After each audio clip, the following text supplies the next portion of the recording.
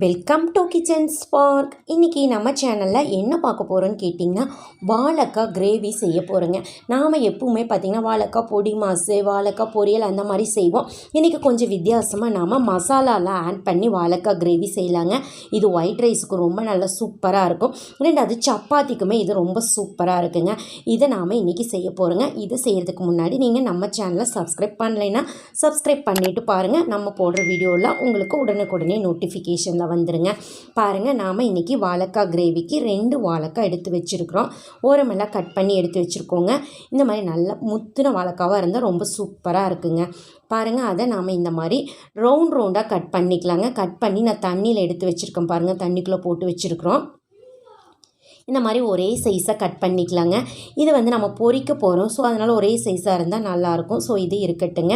Next பார்த்திங்கன்னா நம்ம ஒரு கடாய் வச்சுருக்கோங்க. அதில் கொஞ்சம் ஆயில் போட்டு வச்சுருக்குறோம். ஆயில் காஞ்சதுக்கப்புறம் பாருங்கள், ஒரு கொஞ்சமாக 1/2 டீஸ்பூன் அளவு மஞ்சத்தூளும், 1 டீஸ்பூன் மிளகாத்தூள், 1 டீஸ்பூன் கரம் மசாலா, கொஞ்சமாக உப்புங்க ஆட் பண்ணிவிட்டு அடுப்பை கொஞ்சமாக மீடியம் ஃப்ளேமில் வச்சுக்கலாங்க. வச்சுட்டு இந்த மாதிரி கொஞ்சம் மசாலா எண்ணெயில் வதக்கி விட்டுறலாங்க. எண்ணெயில் வதங்கினதுக்கப்புறம் பார்த்திங்கன்னா நல்லா பொரிஞ்சிருச்சு உங்களுக்கு மசாலாலாம். இதில் நாம் ஸ்லைஸாக வச்சுருக்கோம்லங்க வாழைக்காய், அதை இதில் நம்ம ஆட் பண்ணிக்கலாம். பாருங்கள், நல்லா எல்லாத்தையும் எடுத்து போட்டுட்டு இந்த மாதிரி போட்டுட்டு ஒரு தடவை 2 தடவை நல்லா திருப்பி விட்டுக்கலாங்க. இப்போ கொஞ்சம் நீங்கள் அடுப்பை ஹை ஃப்ளேமில் வச்சுக்கலாங்க. வச்சுட்டு நல்லா திருப்பி விட்டுட்டே இருக்கணும். நீங்கள் கருகிடாமல் திருப்பி விடுங்க. நல்லா சீக்கிரமாகவே பார்த்திங்கன்னா உங்களுக்கு வாழைக்காய் நல்லா பொரிஞ்சு வந்துடும். பாருங்கள், பார்த்தீங்கன்னா இது சும்மா சாப்பிட்றதுக்கே ரொம்பவும் டேஸ்ட்டாக இருக்குங்க. ஏன்னா நம்ம இதில் உப்பு, மிளகாய், காரம் எல்லாமே ஆட் பண்ணியிருக்கிறோங்க. ஸோ ரொம்பவும் சூப்பராக இருக்கும் சும்மா சாப்பிட்றதுக்கே. பாருங்கள், நல்லாவே நம்மளுக்கு பொரிஞ்சு நல்லா ரெடி ஆயிடுச்சுங்க. நம்ம ஒரு பிளேட்டுக்கு மாற்றிக்கலாம். பாருங்கள், இதே மாதிரி தாங்க நம்ம இருக்கிற வாழைக்காவை எல்லாத்தையும் பொரித்து எடுத்துக்க போகிறோம். பாருங்கள், எல்லாத்தையும் இந்த மாதிரி நம்ம பொரித்து எடுத்து வச்சுட்டு அதுக்கப்புறம் தான் கிரேவி செய்ய போகிறோங்க. ஸோ பாருங்கள், ரொம்ப சீக்கிரமாகவே நம்ம பொரித்து எடுத்துக்கலாங்க. இந்த மாதிரி நம்ம எல்லா வாழைக்காவும் பாருங்கள் நல்லா சூப்பராக சீக்கிரமாகவே பொரிஞ்சு வந்துருச்சு. இப்போ இதையும் எடுத்துக்கலாங்க. நம்மளுக்கு தயாராகிடுச்சுங்க. நெக்ஸ்ட்டு எப்படி கிரேவி செய்யலான்னு பார்க்கலாம். பாருங்கள், நல்லாவே உங்களுக்கு கிறிஸ்பியாக இருக்குங்க. இது பார்த்திங்கன்னா உங்களுக்கு வாழைக்காய் கிரேவியில் போடுறப்போ கரைஞ்சிடாமல் இருக்குங்க. இப்படியே இருக்கும், சாப்பிட்றதுக்கு ரொம்ப டேஸ்ட்டாக இருக்கும். ஸோ அதனால தான் பொரிச்சு எடுத்துருக்கோம். பாருங்கள், ஒரு கடாயை வச்சுட்டு அதில் கொஞ்சமாக நம்ம ஆயில் போட்டுக்கலாங்க. ஆயில் காஞ்சதுக்கப்புறம் ஒரு 1/2 டீஸ்பூன் அளவு ஜீரகம் தாளிச்சிக்கலாம். ஜீரகம் பொரிஞ்சதுக்கப்புறம் பார்த்திங்கன்னா பாருங்கள், பெரிய வெங்காயம் இந்த மாதிரி பொடியாக கட் பண்ணி வச்சுருக்காங்க. ஒரு 2 பெரிய வெங்காயம், ஒரு பச்சை மிளகாய் ஆட் பண்ணியிருக்கிறோம்.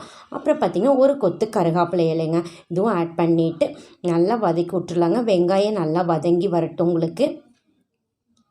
பாருங்கள், நல்லா வெங்காயம் செவக்க வதங்கி வந்துருச்சு. இந்த ஸ்டேஜில் பார்த்திங்கன்னா நம்ம ஒரு 3 தக்காளி பாருங்கள் இந்த மாதிரி நல்லா பொடியாக கட் பண்ணியிருக்கோம்.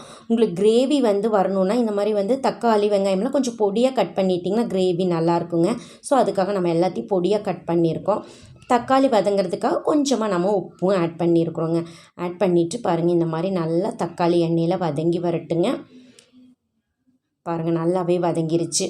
இந்த ஸ்டேஜில் பார்த்திங்கன்னா நாம் இஞ்சி பூண்டு பார்த்திங்கன்னா இந்த மாதிரி இடிச்சிருக்கிறோங்க. 1-2 இடித்து எடுத்துக்கலாம். ஒரு 2 ஸ்பூன் அளவு எடுத்துக்கலாங்க. எடுத்துகிட்டு அதுவும் நல்லா வதக்கி விட்டுடலாம். பாருங்கள், இந்த மாதிரி நல்லா வதங்கட்டுங்க எண்ணெயில் இஞ்சி பூண்டுமே.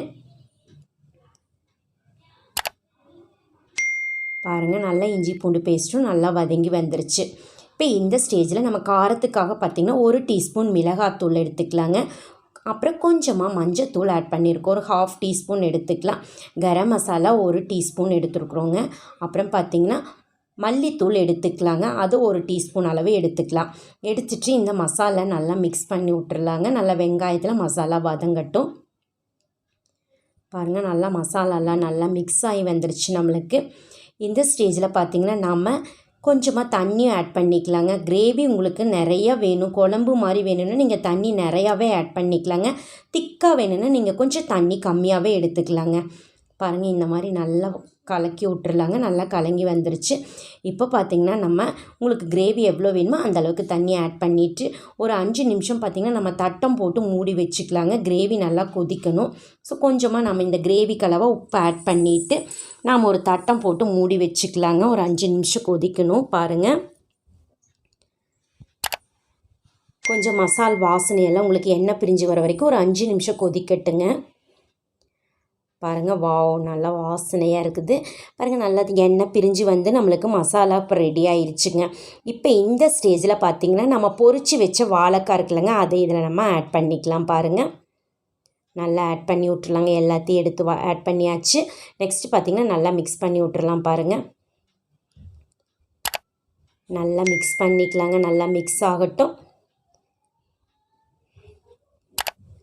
நல்லா வதங்கட்டுங்க. இந்த மசாலாலாம் நம்மளுக்கு வாழைக்காவில் பிடிக்கணும். ஸோ அதுக்காக ஒரு 5 நிமிஷம் பார்த்திங்கன்னா மீடியம் ஃப்ளேமில் நம்ம மறுபடியும் தட்டம் போட்டு மூடி வச்சுக்கலாங்க. ஒரு 5 நிமிஷம் மீடியம் ஃப்ளேமில் கொதிக்கட்டுங்க.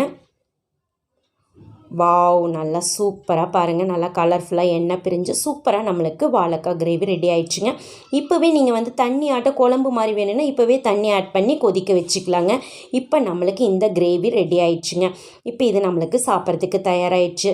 ஸோ நாம் இதை ஒரு பவுலுக்கு மாற்றி வச்சுக்கலாங்க. பாருங்கள், நீங்கள் வாசனைக்காக கொத்தமல்லி இலை கொஞ்சமாக நம்ம தூவிக்கலாம். இப்போ இந்த மாதிரி நீங்கள் வீட்டில் வாழைக்காய் இருந்துச்சுன்னா இந்த மாதிரி செஞ்சு பாருங்கள். ரொம்பவும் டேஸ்ட்டாக இருக்கும். உங்களுக்கு ஒயிட் ரைஸுக்காக இருந்தாலும் சரி, சப்பாத்திக்கு கூட இந்த மாதிரி செய்யலைங்க, கொஞ்சம் டிஃப்ரெண்ட்டாக இருக்கும். ஸோ இந்த மாதிரி ட்ரை பண்ணி பாருங்கள். நான் இப்போ இது ஒரு பவுலுக்கு மாற்றிக்கிறேன் பாருங்கள் சாப்பிட்றதுக்காக. பாருங்கள், பார்த்தாவே சாப்பிட்ணும் போல் தோணுதுங்க. ரொம்பவும் டேஸ்ட்டாக இருக்கும் இந்த வாழைக்காய் கிரேவி.